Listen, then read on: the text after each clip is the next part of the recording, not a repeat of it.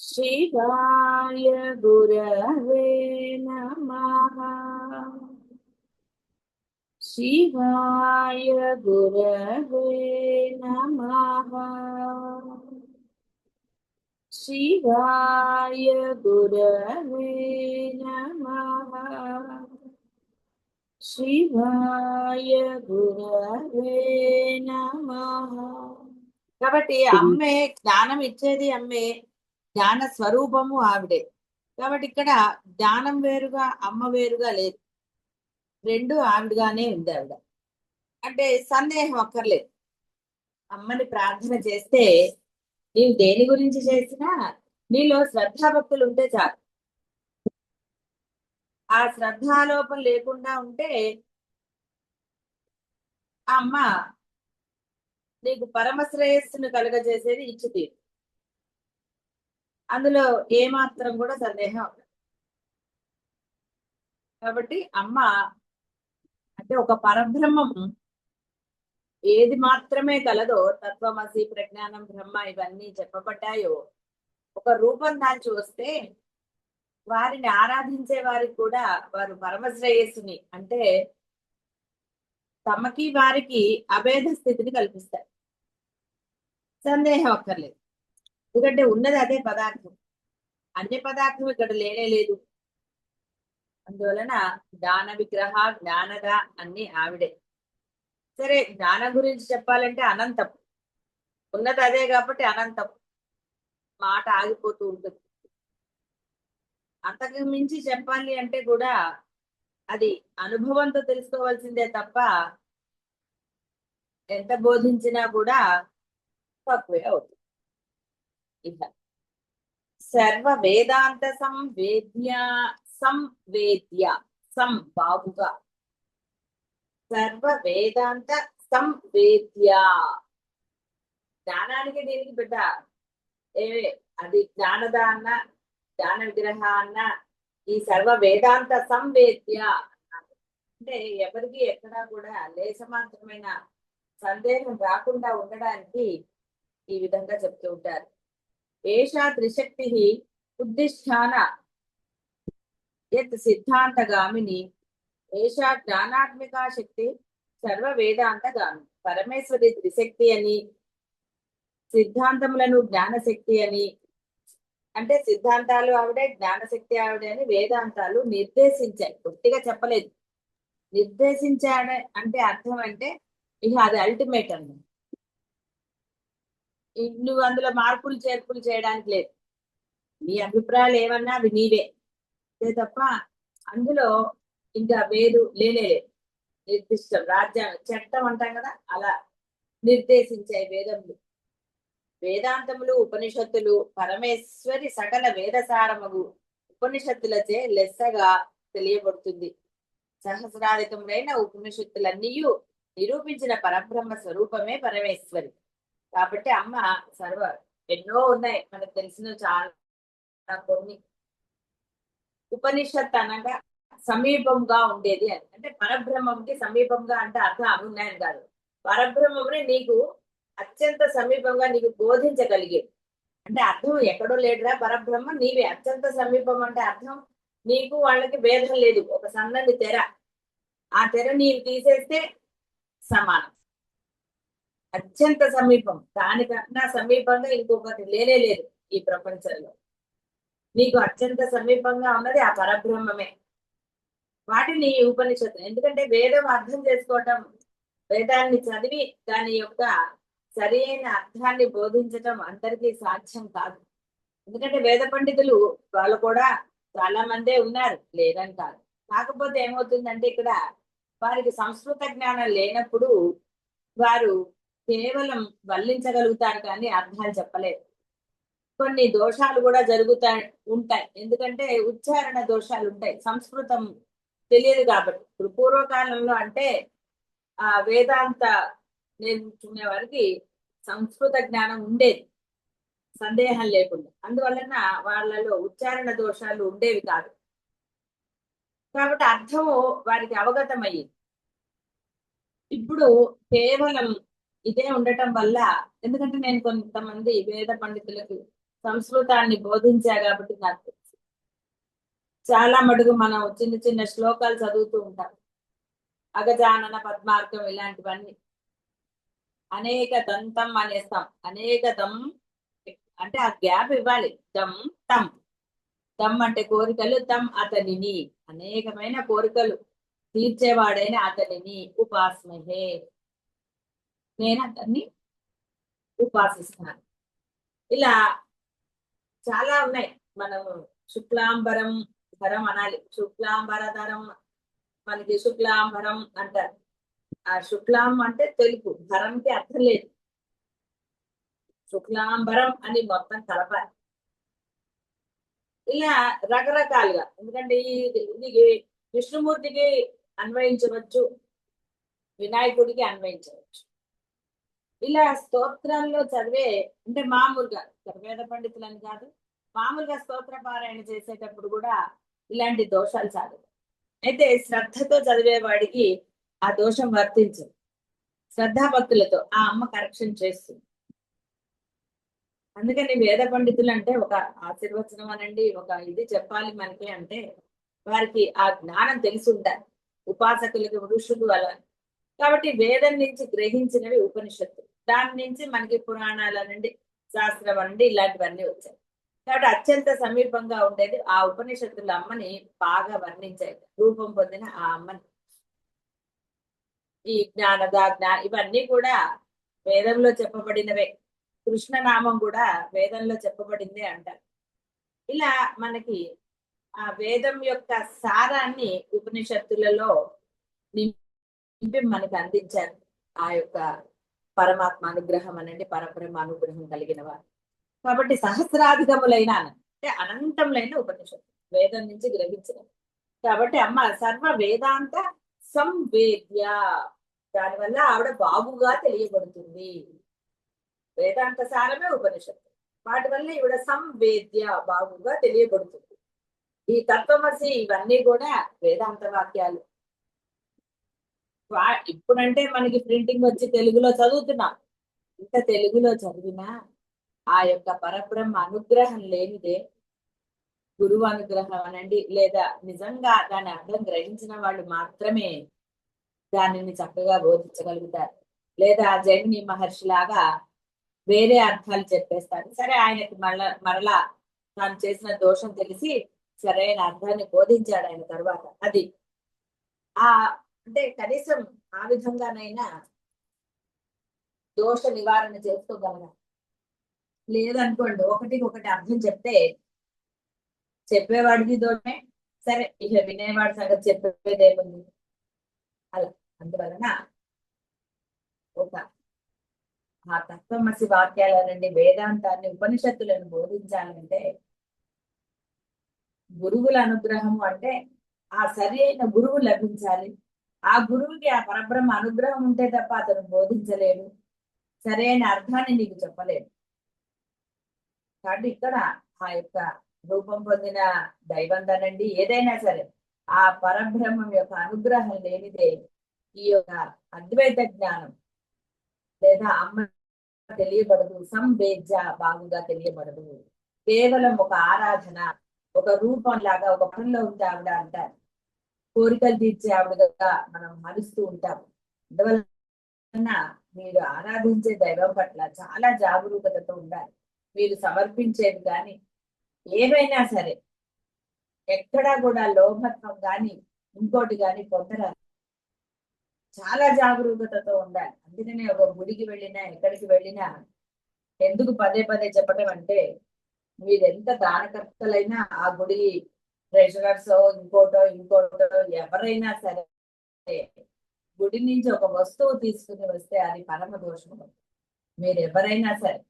కాబట్టి ఇక్కడ అంటే ఒక పరబ్రహ్మం యొక్క అంతా అదే అని తెలిసిన తర్వాత కూడా మనం అనేక దోషాలు చేస్తూ ఉంటాం. ఇవన్నీ తెలిసి చేసేది కాబట్టి చాలా జాగరూకతతో ఉండాలి. అందువలన అమ్మ బాగుగా తెలియబడాలి అంటే ఆ యొక్క అమ్మ అనుగ్రహమే కావాలి. తెలియబడింది ఇప్పుడు. ఇక తెలియబడిన తర్వాత నీ ప్రథమ కర్తవ్యం, అసలు ఇక నీకున్న కర్తవ్యం అదొక్కటే. నీ ధర్మం అదే, ఆ విధంగా ఉండటం. అమ్మ ఏం చెప్పిందో ఆ విధంగా ఉండటమే నీ ధర్మం, ప్రథమ ధర్మం అదే. ఆ ధర్మం పాటించే వారికి ఇంకా ఏ ధర్మాలు లేవని చెప్పింది. కాబట్టి ఇక్కడ సర్వ వేదాంత సంవేద్య, బ్రహ్మజ్ఞానము వేదాంత చింతనముననే కలుగును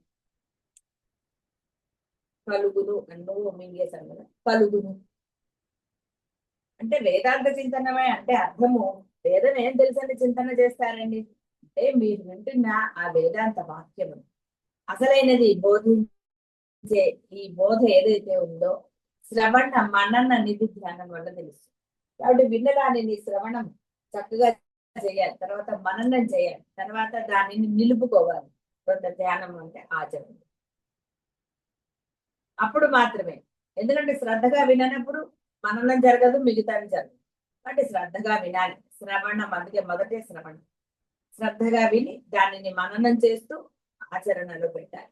అప్పుడు ఆ ఆచరణ పెట్టిన వాడు కూడా జ్ఞాన విగ్రహ అవుతుంది. సత్యానంద స్వరూపిణి పరమేశ్వరి త్రికాలములలో ఏకకాలము చేత ఏ కాలము చేత కూడా బాధించదు. 3 కాలాలు అనుకో, అట్లే ఏ కాలం తీసుకున్నా సరే, పగలు రాత్రి సంధ్యాకాలం ఇలా తీసుకున్నా సరే, లేకపోతే మనకి బాల్య యవ్వన కౌమార దశలు ఇలాంటి కాలాలు ఏది తీసుకున్నా సరే, ఇక్కడ ఈ జీవుడికి మార్పులు చేర్పులు రకరకాలు అన్ని ఉంటాయి. బుద్ధి మార్పు అనండి, శరీర మార్పు అనండి, అలా రకరకాలు. అమ్మ ఎప్పుడు ఒకేలా సత్యము నిత్యము అన్నారు. ఆవిడకి ఎప్పుడు కూడా దేని వల్ల కూడా ఆవిడకి కాబట్టి సత్య స్వరూపము వృత్తిరహితము స్వరూప స్థితి వలన ఆనందమే స్వరూపంగా గలది. కాబట్టి సత్యానంద స్వరూపిణి. చిన్నపిల్లలు చూడండి, ఆ పసిగా ఉన్నప్పుడు వాళ్ళకి తెలీదు, నెలలు పెరుగుతున్నా కొద్దీ వాడికి బయట ప్రపంచం తెలిసిన కొద్దీ ఏడుపులు ఇవన్నీ మొదలవుతుంది. బాహ్య ప్రపంచం తెలియనంత వరకు వాడు ఆనందంగా ఉంటుంది. అంటే నువ్వు అంతఃకరణంలో ఉన్నప్పుడు ఆనందంగానే ఉంటావు, బాహ్యాన్ని గుర్తించగానే నీకు బాధ్యత. అయితే ఏమంటే వ్యవహారం జరగాలి కదండి, మరి బాహ్యంలో లేకపోతే ఎలా? బాహ్యంలో వ్యవహారం చెయ్యి, ఎవరొద్దన్నారు. కానీ ఆ వ్యవహారం నేను చేస్తున్నాను అన్న జ్ఞానంతో కాకుండా, చేసేది చేయించేది చేయబడేది అదే అన్న అంతఃకరణ జ్ఞానంతో కనుక నువ్వు వ్యవహారం చేస్తే అది ధర్మము అవుతుంది, నీకు ఆనందం. అందుకని ఎక్కడ ఆవిడ అంటే ఇలాగా అలాగానే ఏమి ఉండదు. వ్యవహారంలో నువ్వు చెప్పుకోవచ్చు, ఏమండి వాళ్ళు ఇలా చెప్పారంటే అలా, దాన్ని అంటే ఇక్కడ చెప్పుకోవచ్చు అంటే అర్థం తీరిగ్గా కూర్చుని వాటిని వీటిని వీళ్ళ గురించి వాళ్ళ అని కాదు. ఒక సందర్భం వచ్చినప్పుడు అవతల వారిని మీరు జాగ్రత్తగా ఉండండి, ఇలాంటి బుద్ధులు మీలో ఉండరాదు. అలా ఏవో ఉంటాయి కదా, అందరికీ ఒకే బుద్ధి ఉండకపోవచ్చు. ఆ మాట చెప్పుకో, అంటే నీలో మార్పు లేకుండా నీవు ఏది చెప్పినా అది నష్టం. నీలో లోపల అంటే అంతఃకరణంలోనండి లోపల ఈర్ష్య అసూయ ద్వేషలో కోపము లోభము మోహము ఈ గుణాలు ఏమీ రాకుండా నువ్వు ఏ వ్యవహారం చేసినా గొడవ. వ్యవహారం అంతా ఈ బయట అద్దంలో జరిగే వాటికి ఏమన్నా వేరే ఉంటుందండి, నువ్వు బయట ఏం చేసావో అద్దంలో అదే కనపడుతుంది, అంతే తప్ప అందులో వేరే మార్పులు చేర్పులు ఉంటాయా? అందుకనే ప్రతిబింబం అన్నారు. ప్రతిబింబానికి స్వయం ప్రతిపత్తి లేదు, ఈ బింబం ఏది చేస్తే ప్రతిబింబం అదే చేస్తుంది. కానీ ఇక్కడ ఈ బింబ ప్రతిబింబం గురించి కూడా మనకి అద్వైతంలో అంతకుముందు మనం చెప్పుకున్నప్పుడు చాలా సార్లు వస్తుంది. అర్థం ఎప్పుడు నిర్మలంగానే ఉంటుంది, అర్థంలో ఎటువంటి ఇది జరగదు. నువ్వు ఎన్ని చేసినా ఏది చేసినా నీ కోపాలు తాపాలు అసలు ఏ గుణము అర్థానికి అంటే ఆ విధంగా నీ అంతఃకరణం ఉంటే అంటే నీ మనస్సు ఉంటే వ్యవహారంలో ఎన్నో జరగవచ్చు, అవి ఏవి నేను లోపలికి తీసుకోకపోతే నీ మనసు ఆ అర్థంలాగా ఎప్పుడు నిర్మలంగా ప్రకాశవంతంగానే ఆనందంగానే ఉండవచ్చు. ఏది స్వీకరించినప్పుడు ఎవరితోనైనా ఆనందం, వాడు పరమ దుర్మార్గుడైనా వారితో ఆనందంగానే. ఎందుకంటే అది నీది గుర్తించలేదు, నీవు వాడి యొక్క దుర్మార్గమో ఇంకోటో నువ్వు గుర్తించలేదు. వాడిది వాడిదేనండి, వాడి గుణాలతోటో వాడి వ్యవహారంతో మనకి ఏమండి వాడితోటేనండి, మరి లేచింది మొదలు ఇంట్లోనే ఉంటాం కదా అందరం కలిసి, ఏదన్నా ఉంటుంది. అయితే ఏమిటి, నీవు మంచి చెయ్యి, నీ దగ్గర ఏది ఉంది, నీ దగ్గర మంచి ఉంటే నువ్వు మంచి చెయ్యి, మంచి లేనప్పుడే వేరేది. వాడి దగ్గర లేదు, వాడు చేయడు. వాడు చేయట్లేదని నువ్వు మానేయటం ఎందుకు? కాబట్టి నువ్వు మంచి చెయ్యి. ఎవరి దగ్గర ఏది ఉంటే అదే కదండి ఇస్తారు. అమ్మ దగ్గర ఎప్పుడు ఆనందమే ఉంది, అందుకని ఆవిడ అదే ఇస్తుంది. ఆవిడ పరమశ్రేయస్సు కలుగజేసేవే ఉన్నాయి ఆవిడ దగ్గర, అవే ఇస్తున్నారు. అందుకని ఇహము పరము రెండు ఇస్తుంది అన్నారు. కాబట్టి నీ దగ్గర ఏది ఉందో నువ్వు ముందు డిసైడ్ అవ్వు. అవతల వాడిని బట్టి నువ్వెందుకంటే మారటం. అమ్మ ఆనందమే స్వరూపంగా కలదు. కాబట్టి సత్యానంద స్వరూపం. సత్యం జ్ఞానం అనంతం బ్రహ్మ, విజ్ఞానం ఆనందం బ్రహ్మ ఇది అని వేదాలు చెప్పాయి. వాగధీశ్వరి అనబడు పరమేశ్వరి యొక్క సత్యానంద స్వరూపము పారమార్థికముగాను, వేద సంహిత రూపము వ్యవహారికముగాను తలంచవచ్చు. కాబట్టి పారమార్థిక అంతఃకరణలో దాంట్లో నుంచి చెప్పింది అదే. ఎప్పుడు మనసులో ఆనందంగానే ఉండవచ్చు. మనసులోకి ఎందుకంటే అన్ని తీసుకోవటం అనవసరమైన వ్యవహారం వ్యవహారమే. బయట చెప్తుందని లోపలికి తెచ్చుకుంటారండి. రోడ్డు మీద నడిచారు, ఏదన్నా కాలుకి అంటింది అనుకోండి, కాలు కడుక్కుని ఇంట్లోకి వస్తారు కదా, అంతే తప్ప ఆ చెత్తతో ఇంట్లోకి వస్తారా? రారు. ఎందుకు? అది అవసరం లేదని తెలుసు. చెత్త దానివల్ల మనకి ఇబ్బంది అనండి, ఇంకోటి అనండి, ఏదైనా సరే కడుక్కుని లోపలికి వస్తారు. అదేవిధంగా ఈ వ్యవహారంలో అనేకంగా జరుగుతూ ఉంటాయి. అవన్నీ నీకు మంచి జరగవచ్చు, చెడు జరగవచ్చు, ఏదైనా జరగవచ్చు, నిన్ను బాధించవచ్చు, నీలో ఎన్నో జరగవచ్చు. కానీ వేటిని కూడా లోపలికి తీసుకెళ్ళి, ఏది లోపలికి తీసుకెళ్ళి వ్యవహారాన్ని వ్యవహారంగానే ఉంచు. ఎండ వానలు వస్తే తలుపులు వేసుకుని లోపల కూర్చుంటారు, కానీ తలుపులు తీసి ఉంచుతారంటే లోపలికి పడాలని ఎవరు ఉంటారు. మరి వ్యవహారాలను ఎందుకండి లోపలికి తీసుకెళ్తారు? వాడు ఇలాంటి వాడు, వీడు, అవన్నీ మనసుకు తీసుకోకండి. ఏది లోపలికి తీసుకోకండి. అన్నిటినీ హాయిగా వాటిని ఎంజాయ్ చేయండి. ఓకే, ఆ సందర్భానుసారం మీరు కోపడవలసి వస్తే కోపడండి. అవన్నీ సహజ స్థితులు. రమణ మహర్షి చెప్పారు, అన్ని సహజ స్థితిలో ఉండరా అన్నాడు. అవును, వ్యవహారం రోజు ఇంట్లోనే ఉంటారా అందరితో? సరే, వాడు తప్పు చేస్తున్నాడు, నువ్వు ధైర్యం ఉంటే చెప్పు, నువ్వు తప్పు చేస్తున్నావు, ఇలా చెయ్యకని చెప్పు. వింటాడా? సరే, వినలేదు అనుకోండి, వదిలేయండి. పరబ్రహ్మ చూసుకుంటాడు వాడి సంగతి. ఎవడి ధర్మ వాడిదే. కాబట్టి వాడేదో మిమ్మల్ని బాధ పెడుతున్నాడని మీరు బాధపడక్కర్లేదు. ఎందుకంటే వాడు అన్నాడు, దాన్ని స్వీకరిస్తే నువ్వు బాధపడతావు, స్వీకరించకపోతే ఉంది ఇక్కడ. అయితే కొంత వ్యవహారంలో అవతల వారికి మనం తల ఒగ్గి ఉండటంలో దోషం ఏమీ లేదు. వాడు ఇలాగే చెయ్యి అన్నాడు అనుకోండి, చెయ్యండి. ఏమిటి ఇట్లా చేసే బదులు అలా చేయండి, అధర్మం చేయండి. ధర్మమే అనుకోండి, ఏమైందండి? కొన్నిటికి మనం అవతల వాళ్ళ మాట వినటంలో ఎప్పుడూ దోషం లేదు, బాగా గుర్తుపెట్టుకో. దానివల్ల మన ఈగో దెబ్బతింటుందని అనుకుంటే ఇంకేముంటుంది? ఆనందం ఎక్కడుంటుంది? ఈగో ఉన్నవాడికి ఆనందం ఎలా ఉంటుంది? ఏమి ఉండదు. సరే అంటనే అవతల వాడి ఈగో తృప్తి పడుతుందా ఇంకోటా? ఎందుకు మనకి? ఆ సరే అంటే అయిపోయింది, ఏది జరగాలి అదే జరుగుతుంది కదా. కాబట్టి అలానే అధర్మానికి సరే అనమనటం లేదు. ఎప్పుడైతే మీరు ధర్మంగానో ఆ పరబ్రహ్మంని మనసా వాచా కర్మణ ఆచరణలో పెడతారో, మీరు ఏం చెయ్యాలో ఏమి చెయ్యకూడదో ఇవన్నీ మీ స్ఫురణలు వస్తాయి, మీ చేత చేయించకూడదు. ఎందుకంటే ఆ ఊరకం ఉండటమే పరబ్రహ్మ స్థితి. రమణ వారు చెప్పిన ఊరక ఉండాలి. ఊరక ఉండు స్థితి పరబ్రహ్మ స్వరూపం. పరబ్రహ్మంకి బాధ ఎందుకు కలుగుతుందండి? ఆయనకు తెలియదు ఏం చేయాలో ఏం చేయదు. ఆలోచన ఫ్లాష్ బ్యాక్ లో లేకపోతే ప్లానింగ్ లో అవసరం లేదు ఆయనకి. కానీ మీరు ఊరక ఉండండి, నష్టమే లేదు. తలకాయ ఊపినంత మాత్రం సలహా అడిగారు అవతల వారు, మీకు తోచింది చెప్పండి, ఇక తర్వాత మనకు అనవసరం. కాబట్టి ఇలాంటివన్నీ తెలియాలి. దీనికోసమే సాధన చేసుకోమని చెప్పండి. సాధన చెయ్యండిరా, అన్ని మీకే అర్థం అవుతాయి. అనుభవంతో కదండి ఏదైనా తెలుస్తుంది. ఇప్పుడు ఒక నీరుందనుకోండి, జారి పడిపోకుండా ఎలా నడవాలో కొంత ఒక అనుభవమో, కాలు జారేయటమో, లేకపోతే కొంత ఆ పెద్దరికం వచ్చాక మెచ్యూరిటీ అన్నాక కదా తెలుస్తుంది. చిన్నపిల్లాడు పడతావరా అన్న వాడికి తెలియదు. వాడు పరిగెడతాడు, పడతాడు, లేదా నడిచైనా పడతాడు. ఎందుకంటే వాడికి అనుభవం లేదు. ఇక్కడ పడితేనే అనుభవం కాదు, ఇక్కడ జారుతుంది అన్నది కొంత కాలు జరిగిన వాడికి కూడా అనుభవం ఉంటుంది కదా. కాబట్టి అనుభవం అనేది ప్రతి వాడికి ఉంటుంది. వాడి వయస్సు పరిస్థితిలో ఏదో ఒక వ్యవహారాన్ని బట్టి. కాబట్టి ఇక్కడ ఆ విధంగా ఉన్నప్పుడు ఆనందంగా అమ్మలాగే సత్యానంద స్వరూపిణి. సత్యము అంటే ఎప్పుడు కూడా అసలైన దాంట్లో, సత్యమైన దాంట్లో నిత్య నిత్య తృప్త అని వచ్చింది కదా, ఆ విధంగా ఉంది.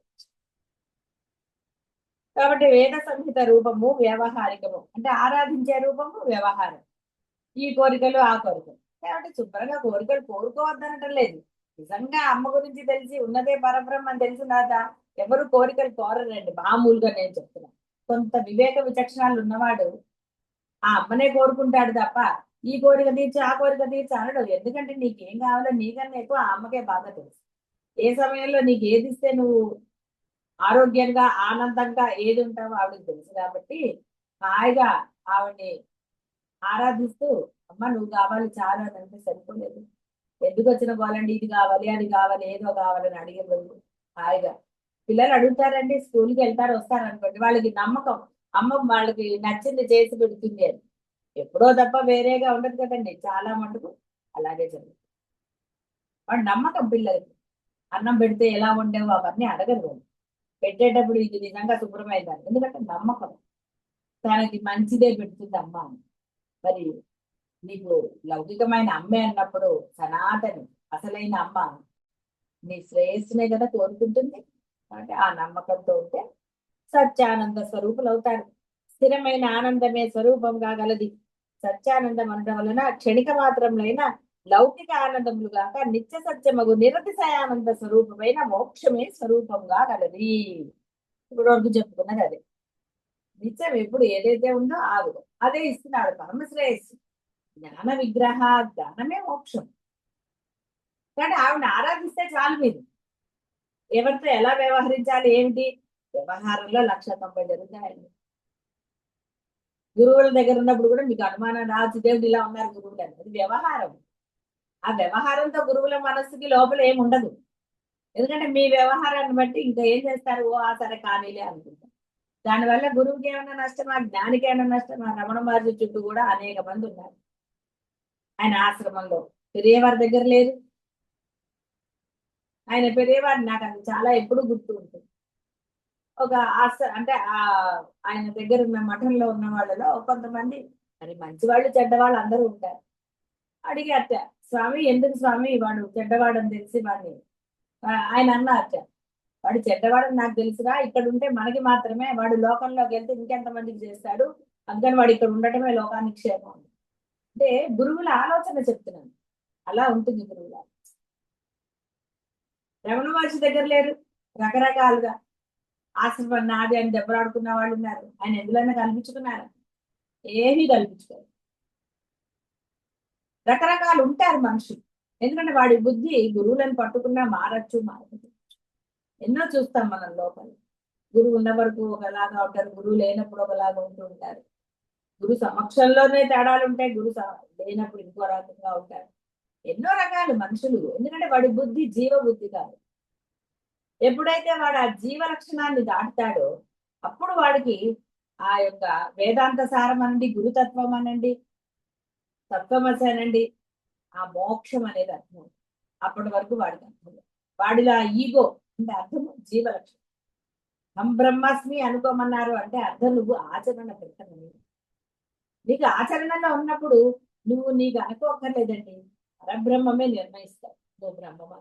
బ్రహ్మముకి నీకు అభేద స్థితి ఏర్పడినప్పటికి కూడా మనం ఎందుకంటే చెప్పుకోవడం, నేను అభేద స్థితిలో ఉన్నానని నువ్వు చెప్పావంటే అభేద స్థితి ఉన్నట్టు అవుతుందా.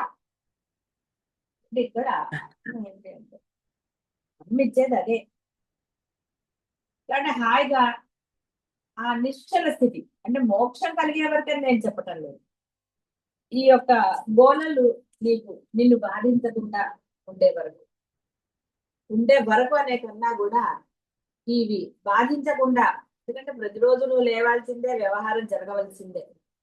నువ్వేం సన్యాసం స్వీకరించలేదు, వానప్రస్థము లేదు. కాబట్టి గృహస్థాశ్రమంలో ఉన్నావు. కాబట్టి లేచింది మొదలు ఏదో ఒక వ్యవహారం ఉంటుంది. దానివల్ల నీకు బాధ కలగచ్చు, ఇంకోటి కలగచ్చు, ఏదైనా కలగచ్చు. వీటిని తప్పించుకోవడానికే ఈ సాధన. అందువల్ల నిరంతరం చేయాలి. బాధను గుర్తిస్తున్నారు తప్ప నామాన్ని గుర్తించలేదు. నామాన్ని గుర్తించండి, బాధ ఎక్కడుందండి ఇంకా.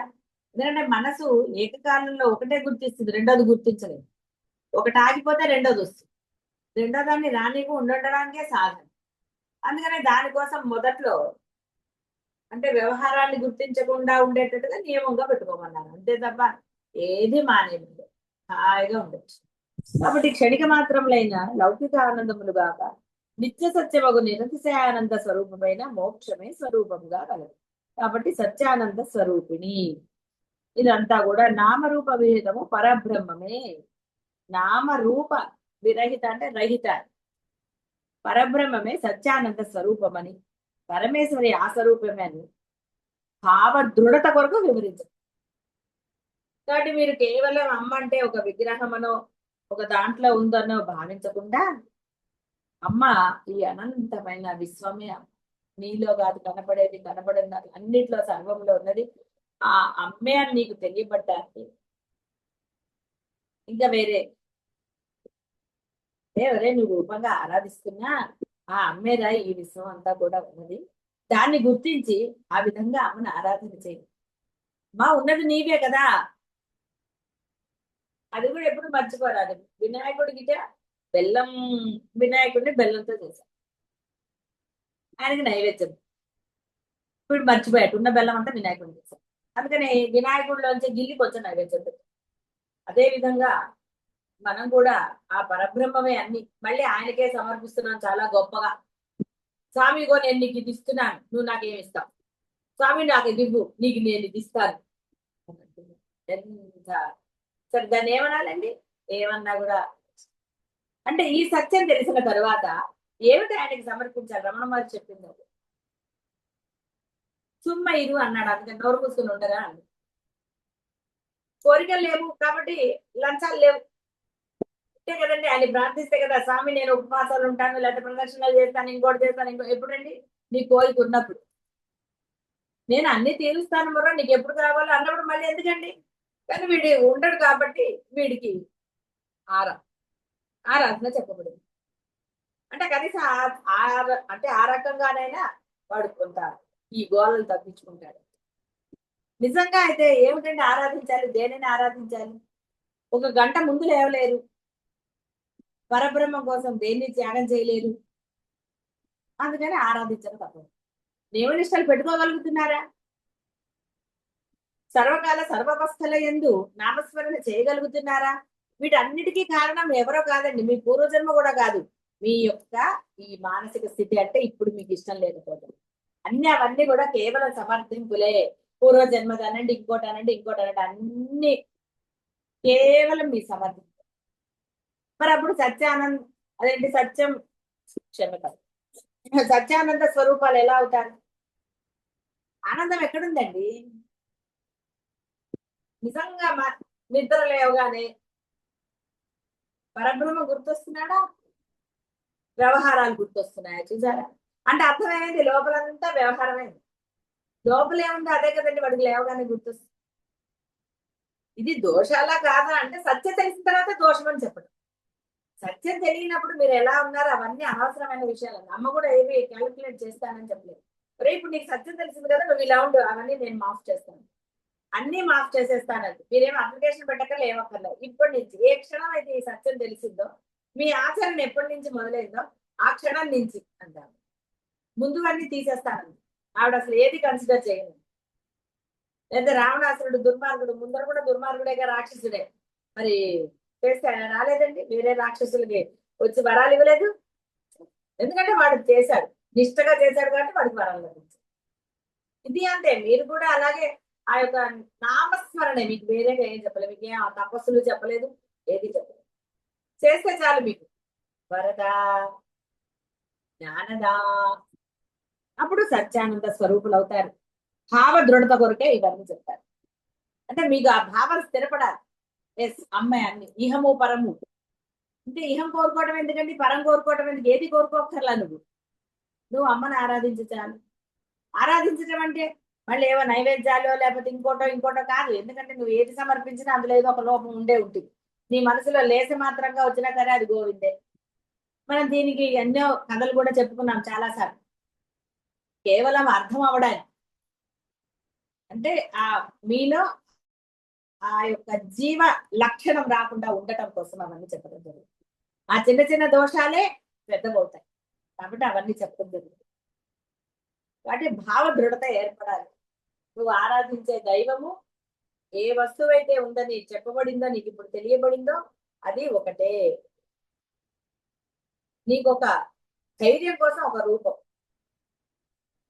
పిల్లవాడు చూడండి, చీకట్లోనో ఏదైనా ఉన్నా అనుకోండి, వాడికి తెలిసిన వాళ్ళ అమ్మో బామ్మలో ఎవరో ఒకళ్ళు అక్కడ ఉన్నారు అనుకోండి, ధైర్యం, వాళ్ళు ఉన్నారు అన్న ధైర్యం. అదే విధంగా ఈ జీవుడికి ఒక రూపాన్ని చూపించారు. ఒరే ఈ రూపాన్ని పట్టుకున్నా నువ్వు తరిస్తావు, నీకు ఏ బాధలు ఉండవు, నిన్ను అన్ని కష్టాల నుంచి వీళ్ళు గట్టెక్కిస్తారని మన పూర్వుల పెద్దవాళ్ళు, ఇంట్లో ఉన్న పెద్దవాళ్ళు వాళ్ళు చేస్తే మీకు చెప్తారు, వాళ్ళే చేయండి మీకేం చెప్తారు. కాబట్టి ఇవన్నీ మనకి జరిగేయాలి. ఇప్పుడు పరమ సత్యం ఏదో తెలిసింది, ఉన్నది అదే, ఎలా ఆరాధించాలో తెలిసింది, ఏం చేయాలో తెలిసింది. తెలిసిన దాన్ని చెప్పండి అందరు, అనవసరంగా ఇక్కడ ఇంకోటి కూడా వస్తుంది, ఏదో మీకు తెలిసిపోయింది కదా అని చెప్పి మీరు సొంత నిర్ణయాలు తీసుకుని చెప్పడం. మీరు చెప్పేది నిజమా కాదో తెలుసుకోండి, అంతే తప్ప మీరు ఆచరణలో పెట్టండి చెప్పకూడదు. మీరు నమ్మారా అదే చెప్పండి, ఆచరిస్తున్నారా చెప్పండి, అంతే తప్ప అహంకారంతో చెప్పండి. అది మిమ్మల్ని మళ్ళీ సాధన చెయ్యనివ్వదు, మీకే నష్టం. కాబట్టి మీరు ఏది తెలుసుకున్నారో ఆ పరమ సత్యాన్నే మీరు మీ పిల్లలకనండి, మీ బంధువులకి, ఎవరికైనా సరే పరమ సత్యాన్ని చెప్పండి. అప్పుడు సత్యానంద స్వరూపిణి. కాబట్టి ఆ విధంగా అందరూ కూడా అమ్మ ఆరాధన ఎలా చేయాలో తెలిసింది కాబట్టి ఆ విధంగా ఆరాధన చేస్తే తప్పకుండా అమ్మ ఆ మోక్షం అనండి, జ్ఞానం అనండి, ఆవిడ చూసుకుంటుందండి. మీకు ఏమి ఇవ్వాలో మీరు పట్టుకున్న దాన్ని బట్టి ఎంత బరువు మోయగలరో మీరు అంతే కదండి మోస్తారు. అంతకన్నా ఎక్కువ ఇస్తే కింద పడతారు.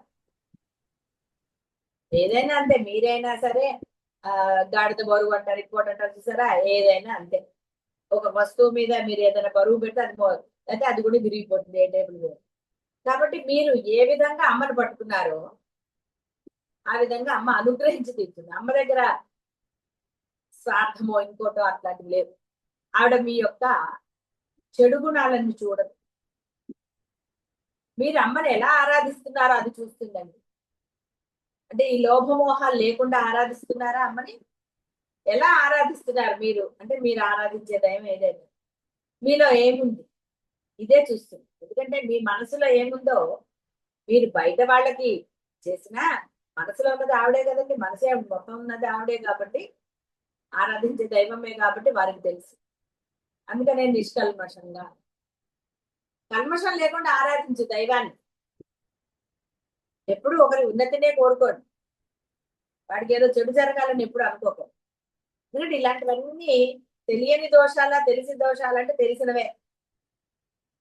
ఆరాధించటము అంటే అర్థం ఆవిడ సమీపంలో ఉండదు, ఆ నామస్మరణ చేయటమే ఆరాధించడం, ధర్మంగా ఉండటమే ఆరాధించడం, అదే ఉపాసన. ఆచరణ చాలా ముఖ్యం. అందరూ కూడా ఆ సత్యానంద స్వరూపులు అవ్వాలి అంటే చక్కగా ఆచరణ చెయ్యండి. ఆచరణ ఇప్పుడు మీకు చెప్పక్కర్లేదు, ఎందుకంటే మీకు ఆచరణ తెలిసిన వారే. ఏది ఆచరణ పెట్టాలి ఏది పెట్టకూడదు అన్నది కూడా బాగా తెలుసు. ఆ విధంగా ఆచరణ పెట్టండి. శుభం.